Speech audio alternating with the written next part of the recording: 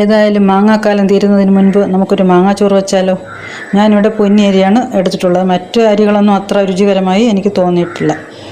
ഇവിടെ ഒരു ചെറിയ കപ്പ് അരിക്ക് ഞാൻ ഒരു കപ്പ് അരിക്ക് ഒരു മാങ്ങ എന്നുള്ള കണക്കിന് 2 കപ്പിന് 2 മാങ്ങ എടുത്ത് ഗ്രേറ്റ് ചെയ്ത് വെച്ചിരിക്കുകയാണ്. ഈ ഗ്രേറ്ററിൽ വലുതായിട്ട് വീഴില്ല, ആ ഭാഗമാണ് ഉപയോഗിക്കേണ്ടത്.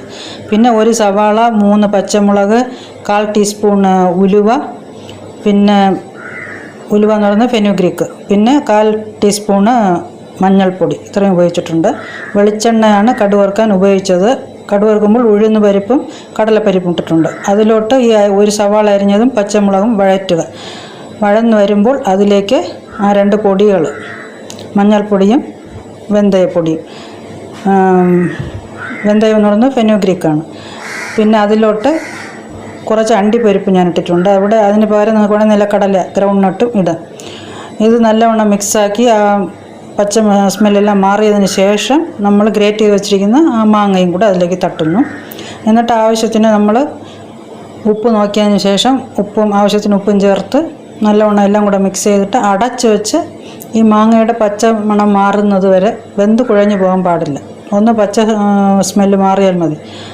എന്നിട്ട് നമ്മൾ ചോറ് നേരത്തെ തന്നെ ഉണ്ടാക്കി തണുക്കാൻ വെച്ചിട്ടുണ്ട്. അതും തട്ടി, ഞാനിവിടെ കറിവേപ്പിലാണ് ഇട്ടിരിക്കുന്നത്. മല്ലിയില ഇഷ്ടമുള്ളവർക്ക് മല്ലിയിലയുണ്ടാകും. അതിന് ഞാനിപ്പോൾ സൈഡ് ഡിഷായിട്ട് വെള്ള ചട്നി, ചക്കക്കുരു പൊരിയൽ, തേങ്ങ, തുവയൽ ഇത്രയും ഉപയോഗിച്ചു. നിങ്ങൾക്ക് വേണമെങ്കിൽ പപ്പടം, അച്ചാർ, കൊണ്ടാട്ടം വറുത്തത് എന്തും ഉപയോഗിക്കാം. അല്ല, ഇനിയിപ്പോൾ ഒന്നും വേണ്ടെങ്കിൽ വെറും മാങ്ങ ചോറ് കഴിക്കാനും നല്ല രുചിയാണ്. കാരണം അതിൽ തന്നെ പുളിയും എരിയും ഉപ്പും എല്ലാം ഉണ്ടല്ലോ. അപ്പോൾ ഏതായാലും മാങ്ങാക്കാലം തീരുന്നതിന് മുൻപ് തന്നെ ഒന്ന് പരീക്ഷിച്ച് നോക്കൂ. എല്ലാവർക്കും നന്ദി.